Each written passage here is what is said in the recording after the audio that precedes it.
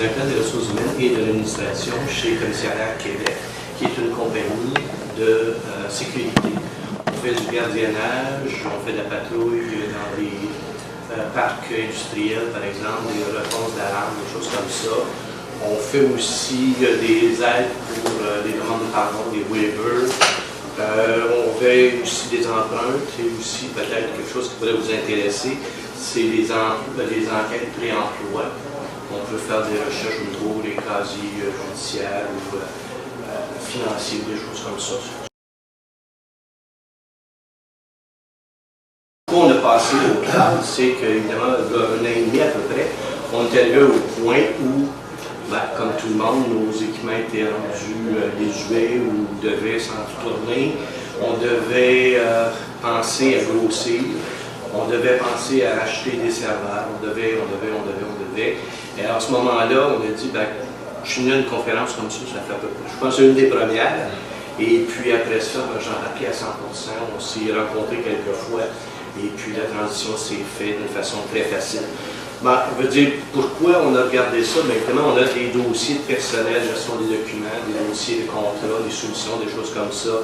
On avait un petit support technique on avait des problèmes de backup, on avait des problèmes d'accès à distance parce qu'on a essayé du VPN, on a essayé un paquet de petites choses comme ça.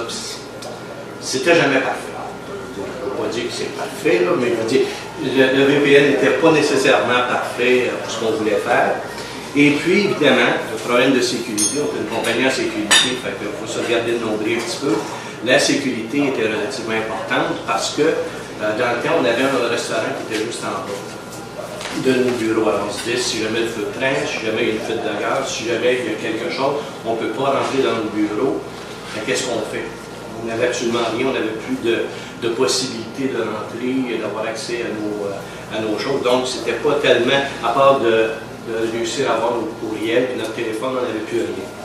Donc, évidemment, c'était un problème qui a entraîné un plan de contingence, c'est-à-dire où est-ce qu'on s'en va, si jamais il y a un feu, si jamais il y a un problème de température, comme ça a été mentionné, les ponts sont bouclés, une grosse tempête de neige, du verglas, peu importe. Mais les gens peuvent effectivement travailler à partir de la maison avec la cloud, avoir le même bureau que c'était à leur bureau physique à la compagnie, et avec un téléphone, le client ne s'aperçoit pas que la personne est en pyjama chez eux en train de travailler. C'est aussi simple que ça. Je ne voulais rien savoir, je ne voulais plus m'occuper de ça, je ne voulais plus avoir. Fait que je me suis acheté un département de support technique. Un département de gens qui sont là, qui sont au bout du téléphone ou même accès à distance ou des choses comme ça, qui vont régler nos problèmes dans le temps de le dire. Et c'est très facile de communiquer avec eux autres. Honnêtement, là, quand on parlait de proximité, on prend le téléphone, c'est pas qu'ils sont pas gros, mais on a toujours à peu près la même personne ou deux personnes, les techniciens avec qui on parle, qui vont bien qu'à se connaître. C'est sûr que s'il y a un petit problème, une petite chose, on va parler, ils connaissent déjà notre poste, ils connaissent ce qu'on a, tout ça. Fait que tout s'est transféré au niveau du cloud.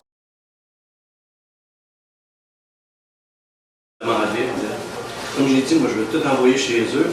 Donc ils se sont assis, ils ont trouvé une façon qui est la virtualisation. Ils ont bâti une machine virtuelle sur laquelle ils ont implanté la gestion des horaires et le côté Unix. Et là, ils se parlent entre eux autres et ça fonctionne de façon extraordinaire. Il n'y a plus d'erreurs, il n'y a pas de problème. Pour répondre à votre question tantôt, il n'y a vraiment pas de difficulté d'intégration de jeux logiciels qui sont soit propriétaires, soit des choses qu'on a fait développer.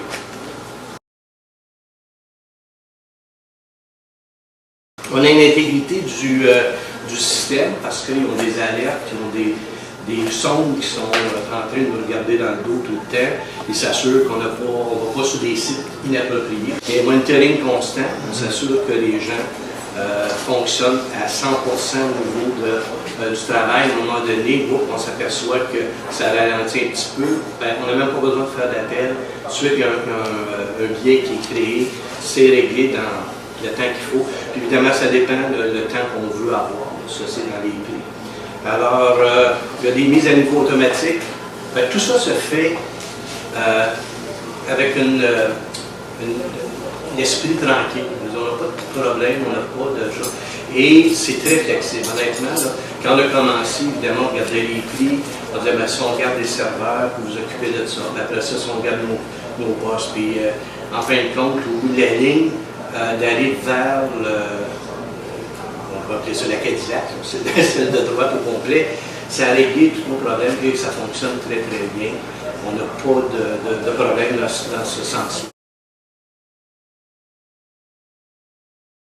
Au niveau du futur, bien évidemment, on veut passer Microsoft 2013 à un moment donné. Tantôt, quand je suis arrivé, j'ai parlé on veut avoir Microsoft Project et puis Visio, de rajouter sur notre partenaire. J'ai parlé tantôt en arrivant, il a dit oui, ça peut se faire, ça coûte un peu caractère, puis ça.